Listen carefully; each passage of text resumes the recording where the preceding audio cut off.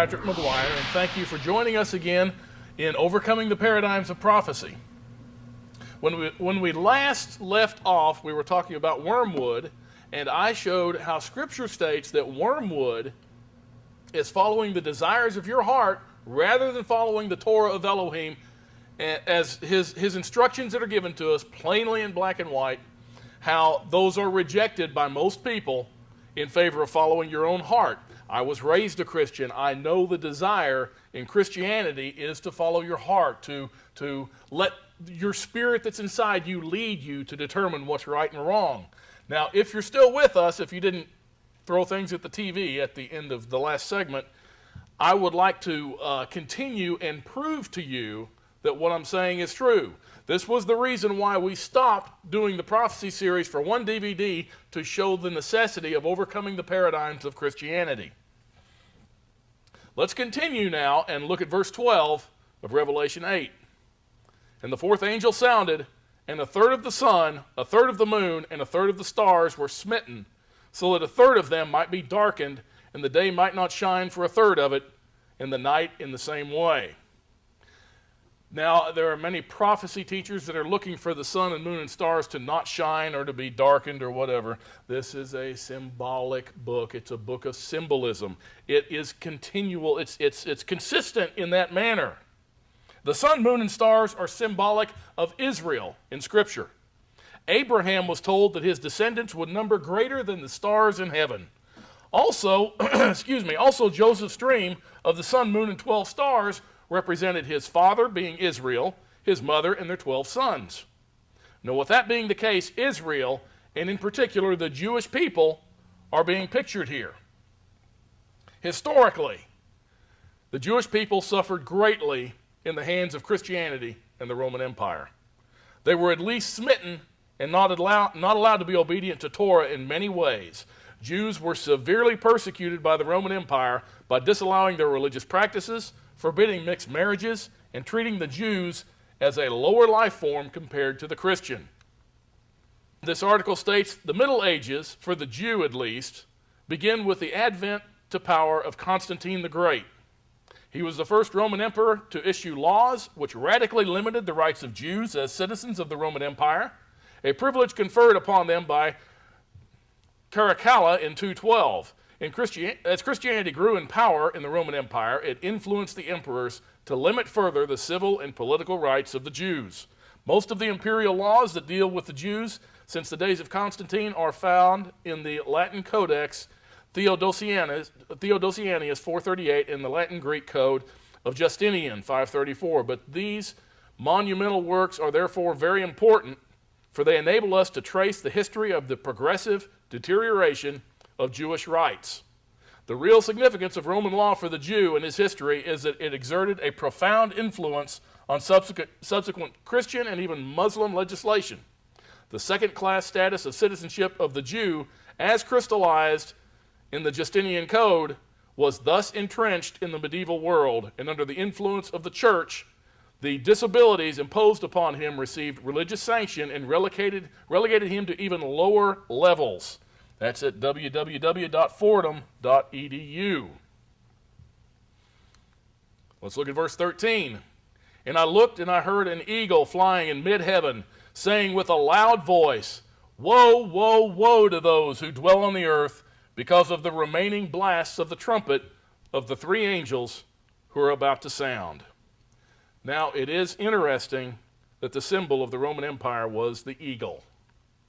The perils to strike the earth, as described by the trumpets, continue in the next chapter. And as we see here, the eagle was the symbol of the mighty Roman Empire, of the Roman emperors such as Caesar, as well as mythological symbol representing the Greek god Zeus. It appears frequently in Greek art, Hellenistic art, and Roman art. And this is the eagle we see flying across the heavens, giving this warning about the next two trumpets. Let's look at Revelation chapter 9 now. The Roman Empire continued. In verse 1 it states, And the fifth angel sounded, and I saw a star from heaven which had fallen to the earth, and the key of the bottomless pit was given to him. Now, who is this star Or what is this star that's fallen from heaven? There's no reason to believe that this is any different from the same star and burning mountain that's described in chapter 8. Revelation 8, starting at verse 8, we just read this in the previous segment, and the second angel sounded, and something like a great mountain burning with fire was thrown into the sea, and a third of the sea became blood, and a third of the creatures which were in the sea and had life died, and a third of the ships were destroyed. The third angel sounded, and a great star fell from heaven, burning like a torch, and it fell on a third of the rivers and the springs of waters. The star was given the key to the bottomless pit or the abyss. What's it mean by pit? That's a good question. We're told in Scripture that a pit is related to a trap that nations have ignorantly set for themselves. In Psalm 9, verse 15, it says, "The nations have sunk down in the pit which they have made. In the net which they hid, their own foot has been caught." A pit is also described as the lips of an adulteress. In Proverbs 22:14, it says, "The mouth of an adulteress is a deep pit. He who is cursed of Yahweh will fall into it." We'll see in Revelation 17 and 18 that the whore of Babylon fits this description also. When we get to it, we will go into that in detail. Isaiah says the nations will be kept there for a long time in the last days. Look in Isaiah 24, starting at verse 21. "So it will happen in that day that Yahweh will punish the host of heaven on high and the kings of the earth on earth. And they will be gathered together like prisoners in the dungeon or pit." That's the same Hebrew word used for pit. "And it will be confined in prison, and after many days they will be punished." Now we're told then that the key to the pit was given to the star. So if this is consistent with the previous chapter, we're now told that the nations or the peoples of the Roman Empire are given a key to leave the realms in which they're kept. And let's see how this fits with history as we know it. As we continue, verse 2, "And he opened the bottomless pit, and smoke went up out of the pit, like the smoke of a great furnace, and the sun and the air were darkened by the smoke of the pit." Now when the pit's opened, a great smoke comes up out of the pit. Now that smoke is reminiscent of the sins of those that are in the pit. Look in Genesis 19, verses 27 and 28. It states, "Now Abraham arose early in the morning and went to the place where he had stood before Yahweh. And he looked down toward Sodom and Gomorrah and toward all the land of the valley, and he saw, and behold, the smoke of the land ascended like the smoke of a furnace." Also in Isaiah 9, verse 18, "For wickedness burns like a fire. It consumes briars and thorns. It even sets the thickets of the forest aflame, and they roll upward in a column of smoke." See, the symbolism is described for us. The symbolism used in Revelation is described for us in detail in the Tanakh, in Torah. It tells us exactly what these phrases mean. All we have to do is take these definitions and apply them to what Revelation is saying and see what the real message is in Revelation, this highly symbolic book. Look also in Isaiah 65, starting at verse 1.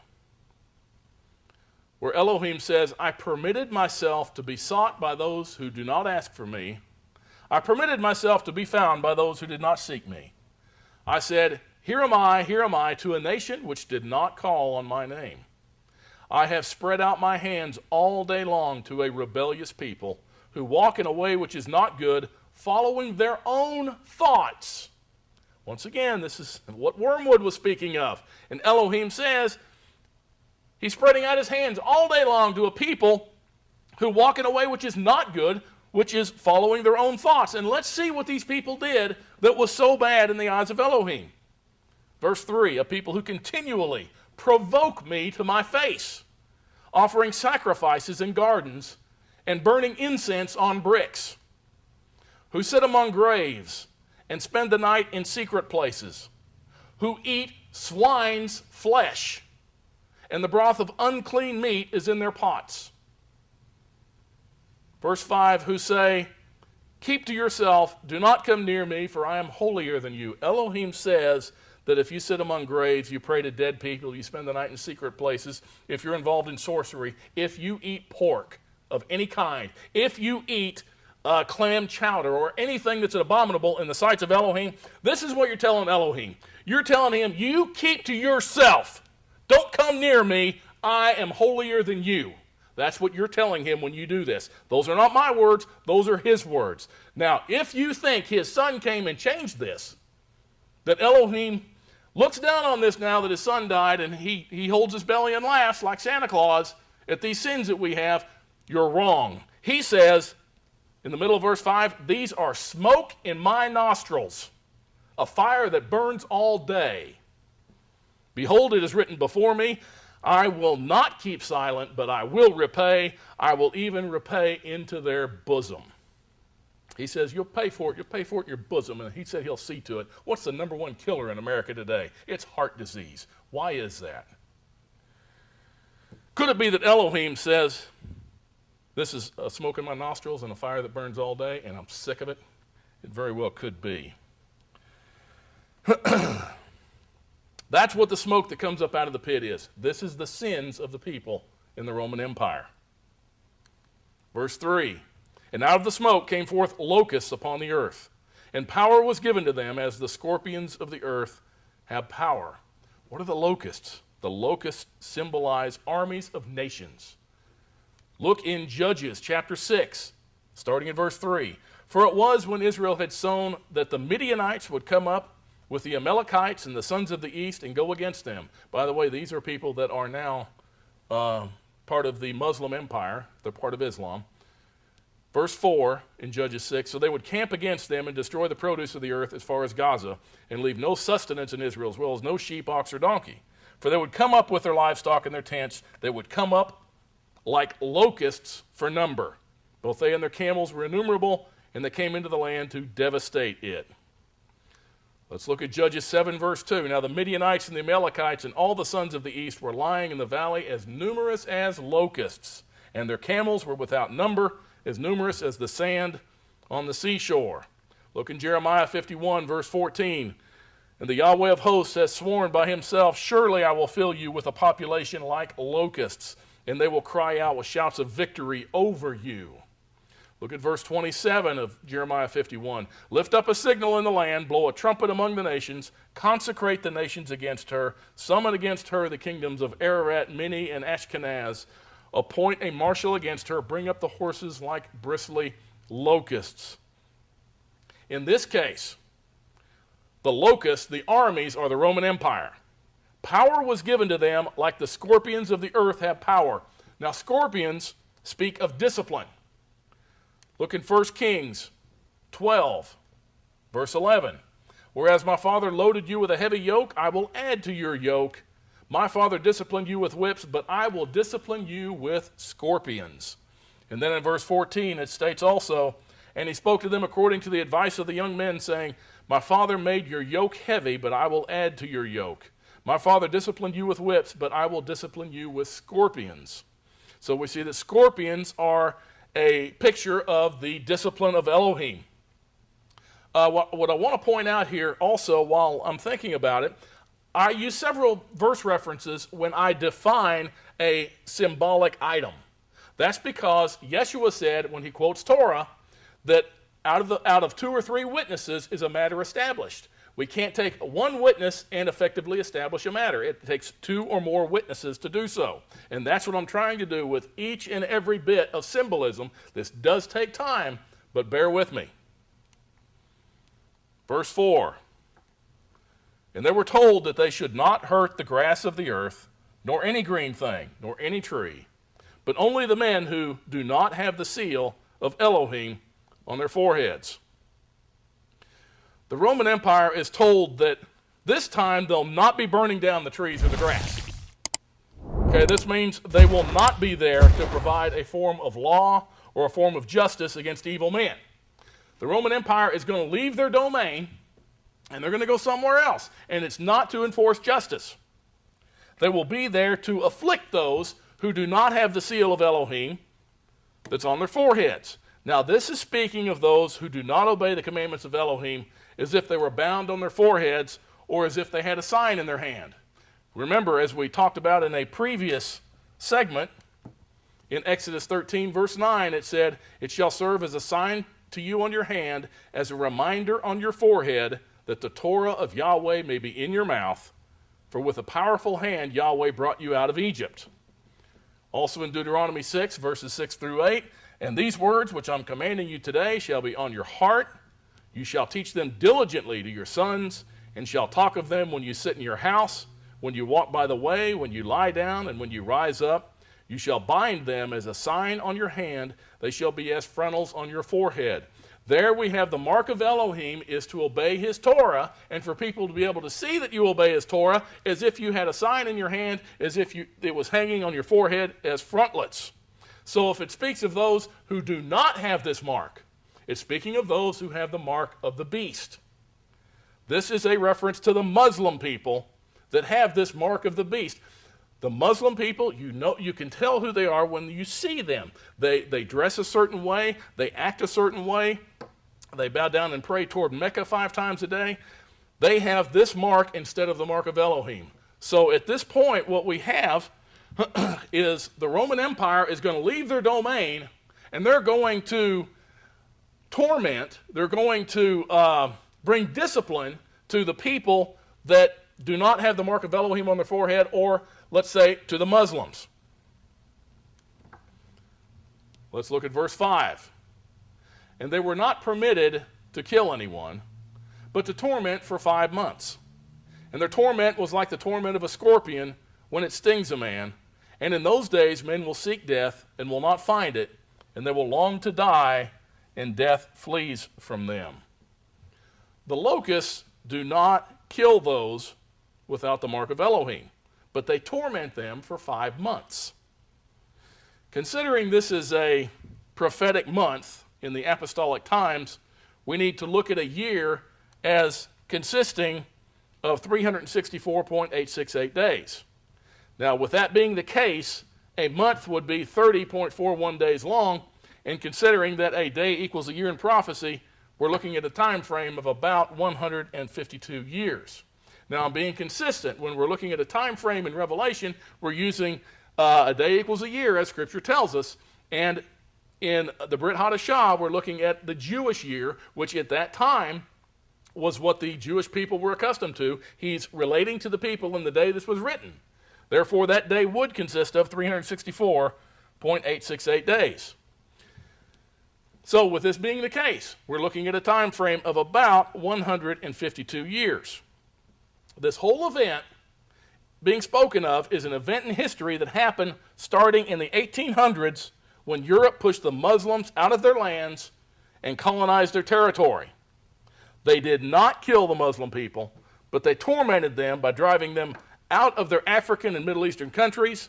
The time of the start of this colonization was in the late 1830s and ended about 1990. We can see in this article on European colonization, the opening of Africa to Western exploration and exploitation had begun in earnest at the end of the 18th century. By 1835, Europeans had mapped most of northwestern Africa. Also, if we look at the Boer Trek and Boer republics, in the late 1830s, several thousand Boer families began migrating from the British-ruled Cape Colony to the northeast across the Orange and Vale rivers. These migrants sought new expanses of land unclaimed by Europeans, as well as unrestricted access to African forced labor. Their further occupation of land in the colony had been limited by Xhosa resistance from the east, while their use of forced African labor had been restricted by the British abolition of slavery in the 1830s. These Boer trekkers established settlements in the lands north of the Orange River, farther north in the Transvaal, and in the eastern lowlands of Natal. That comes from Encarta Encyclopedia. The decolonization of Africa mainly took place after World War II. It states in Wikipedia.org, the decolonization, however, was completed only with Namibia's independence in 1990. So we have this colonization of Europe in the Muslim territories starting in the late 1830s and ending in 1990. Also in Answers.com, the topic decolonization of Africa. We can look at the maps that discuss the Islamic era. Here we see the Islamic era. They're their territory in 1566 AD, and in 1850 CE, if you'll look in the one segment of the map here in northwestern Africa, you can see that the colonization had already begun. As the colonization progressed, watch the Islamic territory, it disappears. This is a picture of the Islamic territory in 1920. The European colonization took over most of Middle East and almost all of Africa. It says, in those days men will seek death and will not find it. They'll long to die, and death flees from them. How is Islam handling our occupation of the Middle East today? We can see today that they would long to even die to put an end to it. This is how they felt back then. This is a torment that they cannot stand. And then back in 1962, toward the end of this European occupation, we see that this disappeared, or they're disappearing. The parts of Africa are being inhabited by the Muslims again. In verse 7 it says, and the appearance of the locusts was like horses prepared for battle, and on their heads, as it were, crowns like gold, and their faces were like the faces of men. Now the locusts had, as it were, crowns of gold on their heads. The European countries colonized the Muslim countries for reasons of trade and wealth. This means they considered themselves bestowers of crowns due to their magnificent trade and wealth. Look in Isaiah 23, verse 8. Who has planned this against Tyre, the bestower of crowns, whose merchants were princes, whose traders were the honored of the earth? So, according to the symbolism that we're seeing here, it states that the European colonization took place because of trade, because of merchandise and merchants. Well, let's see why the colonization took place. In Wikipedia, it states, and once again, my older children have warned me against using Wikipedia, and I already had this put together, but recently they said, Dad, that's not a good reference. Well, I'm not going over controversial items here. These are things that can be had elsewhere. Wikipedia reads simple, so I do use it. Feel free to check out your own references on these issues. But it says in this article on Wikipedia, during a time when Britain's balance of trade showed a growing deficit with shrinking and increasingly protectionist continental markets due to the long depression, Africa offered Britain, Germany, and other countries an open market that would garner it a trade surplus, a market that bought more from the metropole than it sold overall. Britain, like most other industrial countries, had long since begun to run an unfavorable balance of trade, which was increasingly offset, however, by the income from overseas investments. So we see that historically the reason for this occupation, for the European occupation of the Islamic countries, was for trade and for merchandise, just as it says in Revelation. It also says their faces were like the faces of men. This speaks of the Muslims facing a judgment from Elohim, because it states in Deuteronomy 7 verse 10, but he repays those who hate him to their faces to destroy them. He will not delay with him who hates him. He will repay him to his face. And we can see here in this map of Africa, look at the various European countries that occupied Africa during this period. In verse 8, and they had hair like the hair of women, and their teeth were like the teeth of lions. They had hair like the hair of women. Now this speaks of the weaknesses of the European countries in not being able to destroy the Muslims, only to drive them out. So the European colonizers weren't powerful people, but they could drive the Muslims out, and they didn't do it by killing them.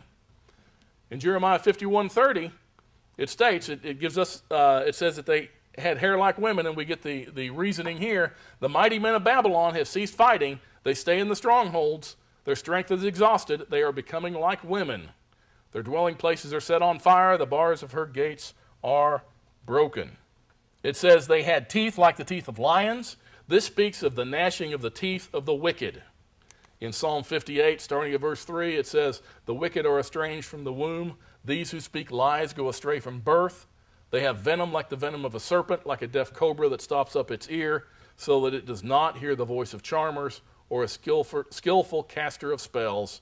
O Elohim, shatter their teeth in their mouth, break out the fangs of the young lions, O Yahweh.